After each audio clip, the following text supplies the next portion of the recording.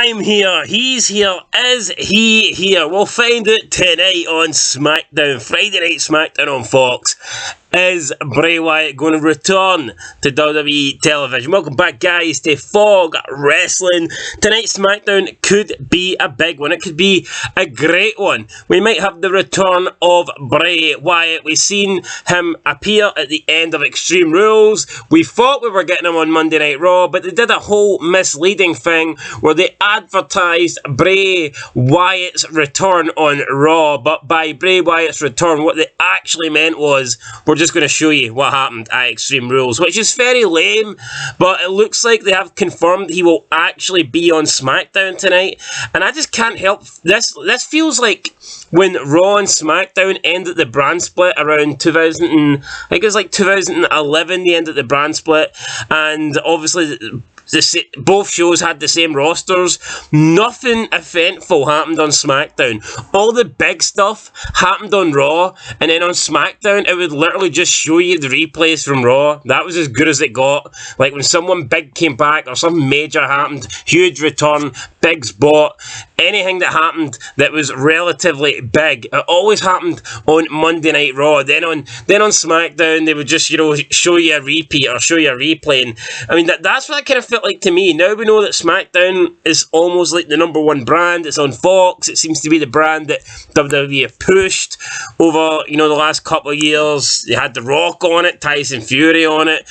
Roman Reigns has been the champion on it for like over 2 years now.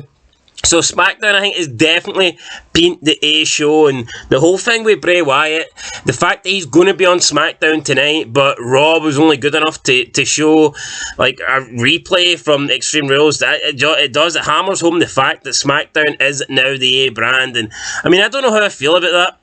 I mean, it is what it is. I guess we'll fight. If Bray Wyatt is going to be on SmackDown, then that makes sense. It does make sense. But again, if he's on SmackDown, then why would Raw care about what happened on Extreme Rules from a SmackDown perspective? It makes no sense. Look, if you're going to do the brand split, you have to do it properly, right? Everything has to be separate. So, again, if he's going to be on SmackDown, I've no issues with that. But if he is on SmackDown, then why are Raw showing a replay for a SmackDown guy? I don't want this whole preview to spiral into something about a brand split, but I mean, it is what it is. I like brand splits, I do, because I feel like without the brand split, the shows just don't feel as important.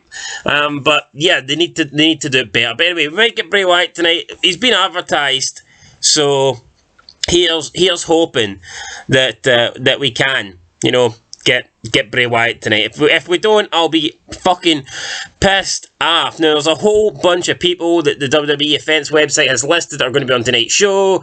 You've got Wyatt, Cross, Scarlett, McIntyre, the Usos. So there's a bunch of people. Bianca Belair is also being advertised by the Arena website, but I'm pretty sure that's probably going to be a dark match. Now, for what is 100% confirmed for tonight, unless, of course, anyone changed it last minute, and with McMahon no there anymore, I've noticed that there's been less changes. Big Nose doesn't seem to like to change things at the last minute. So what we're getting, obviously, the Extreme Rules fallout. We'll get all the fallout from Extreme Rules. We're getting Bray Wyatt's return to SmackDown, right? They promised it, so they better fucking deliver. We're getting Kofi Kingston versus the honorary Us, Sami Zayn. We're getting LA Knight versus Mansoor. And we're getting Roxanne Perez, who will be on SmackDown tonight, to pick Cora Jade's opponent for next week's WWE NXT. So, going into their match at Halloween Havoc, they've got a sort of pick your poison type stipulation. Roxanne Perez is picking an opponent for Cora Jade, and vice versa. Cora Jade is picking an opponent for Roxanne Perez. Cora Jade is going to Raw to pick someone, while Roxanne Perez is on SmackDown. And last but not least, there is one more match, a fatal 4-way for the number one contendership for the IC belt. It should be a good match. It's going to be Ricochet, Sheamus, Karrion Kross, and Solo Sikoa battling in a fatal 4-way match for the Intercontinental title opportunity. So I'm assuming it'll be at the next pay-per-view. It might just be on the next SmackDown. Out of those 4 guys, who's going to win it? Are we going to get Sheamus versus Gunther again? I don't know. I don't think so. Solo Sikoa and Karrion Kross are both heels, so that leans me towards Ricochet. Certainly don't want to see that, so I don't know. I mean, I probably would take a Sheamus. I would take a 3rd match, but I would give the belt to Solo Sikoa. Fuck it. Everyone else in the Bloodline's got a belt. Why not give him one? I mean, seriously, they're holding all the belts hostage. At this stage, what does one more matter? I wouldn't be surprised if Solo Sikoa wins tonight. But in terms of my predictions, who is going to win the matches? First of all, I'm going to go with LA Knight to defeat Mansoor.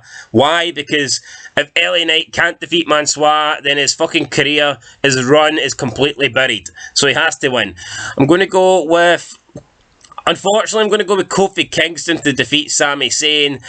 I think Sami Zayn and Jey Uso are going to continue to fail to get along, fail to get on the same page, and I think that will lead to a Kofi Kingston win. And in the IC Fatal 4-Way match, I want Solo Sikoa to win, but I've got a bad feeling, a really, really bad feeling, that it might be Ricochet. So yeah, that's what I think, guys. Hopefully I'm wrong. I mean, it could be Karrion Kross, but nah, I just don't see it. I'm going to go with Ricochet, but hopefully Solo Sikoa. Anyway, that's it. Leave your predictions down below. Catch you in the next one. But until then, peace.